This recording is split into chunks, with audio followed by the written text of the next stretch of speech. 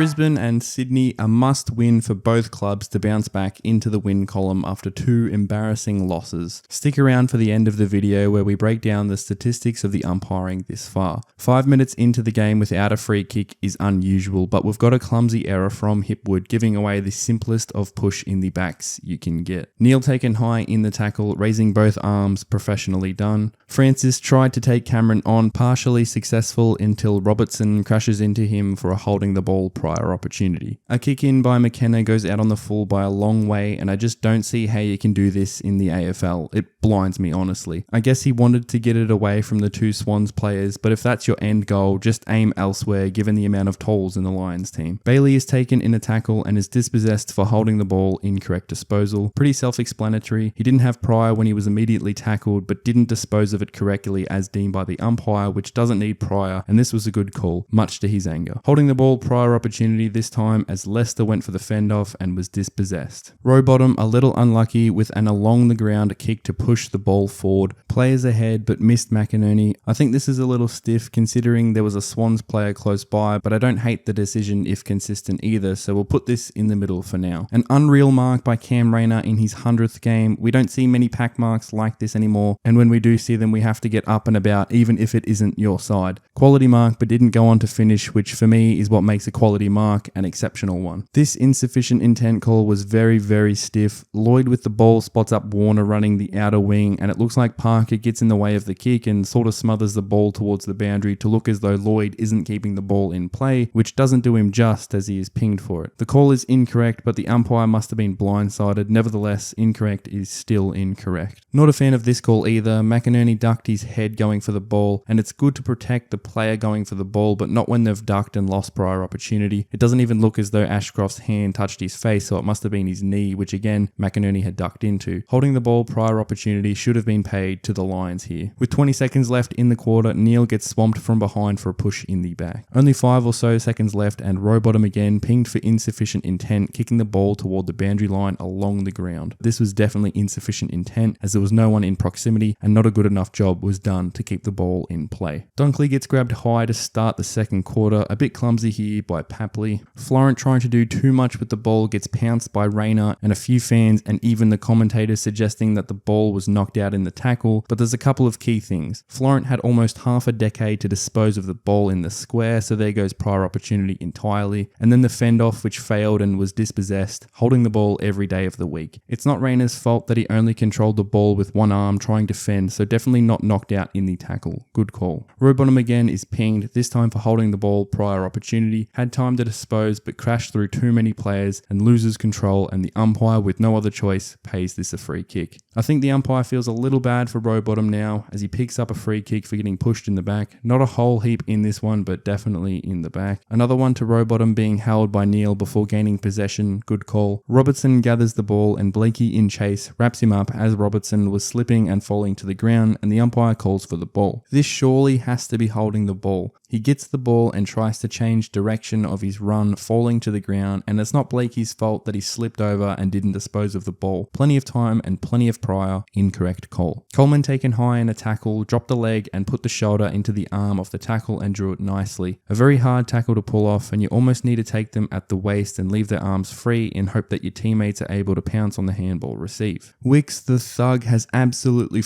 Leicester's face in a silly high contact free kick. For some reason jumped off the ground into poor old Leicester as well. The bump was definitely there to be made, but not a high one where you jump off the ground into the face of him. This was a bit of a weird insufficient intent. If Sydney had half a brain, they would have just rushed it behind given the pressure of all the Lions players around the ball at this current stage. Instead, Lloyd scrambling on the ground basically whacks it over the boundary line and insufficient intent is paid, and this lady is furious. Not a great look with your supposed son in your arms, but each to their own. She even puts him down to give a little more. Replay shows Lloyd having no clue what to do, but the funny thing is he is under some sort of pressure given the Lions players are all over him. It's a funny one, but the rule is that the player must try to keep the ball in the playing field, and this wasn't that, considering he knocked it straight over. I guess in hindsight, the better thing to have done then was to actually smack the ball into the Lions player's foot to make it go out on the full, but that's hindsight, and hindsight is always going to be the winner. Wilmot, with an insufficient intent, now kicks the ball straight towards the boundary line while tackled in the proximity of no one, so this was paid and it was a good call. Fletcher on the end of one towards the forward flank, has to beat Francis, does that, and a couple of options to go on to, says get this is my time and my moment, and I support him wholeheartedly. First goal in the AFL to put the Lions in front with all the support from the teammates. We've got a selfish Danaher moment in amongst this passage. Neil a kick forward, Cameron digs the volleyball to Bailey, who evades a tackler, to Rayner, who does the same, to Danaher now, and only eyes for the goals, but a good tackle by Parker f***s the kick when Dunkley was right in frame, and eventually a behind is the score. Payne had just about a night to forget the kick straight to Goulden, who runs into an open goal, letting the Swans straight back into the game. Blakey handballs the ball straight over the line in hopes that perhaps Florent was running past, but in this case only the crowd giving a thumbs up. Most wholesome Lions supporter you'll see. Not long left in the second term and McInerney taken high across the shoulder. Good call, thought it could have been an arm chop, but replay shows the over the shoulder attempt for a spoil. A high contact on Dunkley, I think it is there. The arm of Hickey around the neck would never be a good feeling, and the advantage was taken. Danaher again might have been able to get it to someone, not that the viewers at home can see, but instead tries to go through Rampy and is gone for holding the ball prior opportunity. Blakey is grabbed high around the shoulder neck region and is awarded a free kick. Sheldrick having a good third term, gets taken high. The young gun ended up with 7 disposals during this quarter and has a chance to look at his second goal in the AFL. Goulden gets wrapped up in 2 different tackles after voiding the first, gets grabbed again, and the umpire not paying his attempt to dispose, holding the ball. Parker head over the ball, kicking in danger by Coleman, which was definitely fair enough. Big foot race on between Cameron and Blakey, who kept up with and almost overtook Cameron and f***ing bang into the post, nearly popped it out. Thank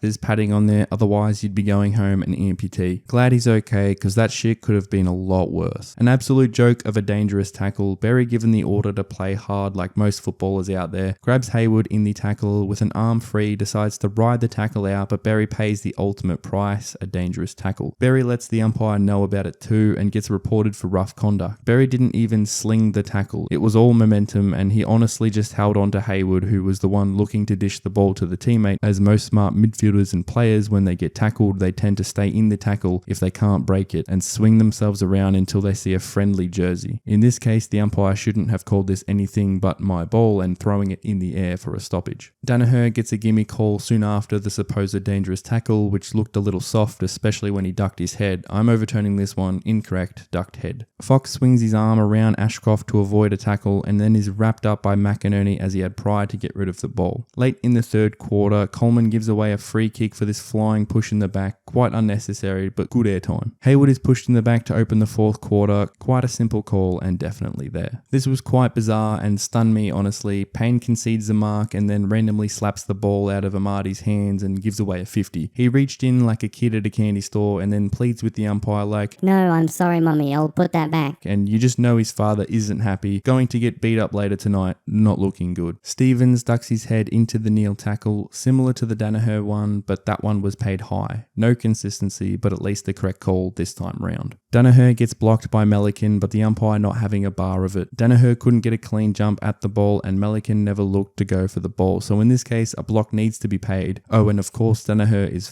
furious. Payne again here, this time giving away a high contact free kick to Hayward about 45 out from goals. Papley trips Payne going for the ball and almost lashes out at the umpire but elects not to, smart man. Arm being held on Rowbottom here, very straightforward call. Goulden is taken high with only a minute and a half left and down by too much to have a real impact. Francis gives away a high free kick, this time to the other tall in Andrews. Last but not least, Florent taken in a tackle with or without Pryor, holding the ball every day of the week to end the game. The game ends 97-81 in favour of the Lions, who looked the winners of the last 3 quarters. The umpire counter left us at a 34-1-5 count with only the one non-call picked up that was incorrect. Let's have a look at the other games that I've completed an in-depth Umpire Edition on and the statistics this far. For the paid calls, the umpires are correct 79% of the time, so imagine if I had the time to complete every single game and give all the statistics to. But again, a lot, if not all of this is opinionated, so everyone has a different outlook for each call and each game. The umpires are incorrect 14.65% of the time, and the rest, which is unknown or undefined, which could be due to lack of vision or pure 50-50 calls, leaving this at 6.35%. It's quite fascinating, 1, that I can do maths, and 2, seeing this for the first time brings a whole new light to the scene. I have never in my life seen an umpire umpiring sheet at the end of a week or round, or even at the end of the year going over the paid calls. I know I mentioned that it's all up for interpretation and would be statistically impossible to count, but to put together something, even if it was done by the same person every year, would be very interesting to see. That's what I'm here for, and of course, getting this channel off the ground is what first needs to happen. So subscribe if you're new around here, leave a like, and as always, play on AFL. Things do better with fun and laughter.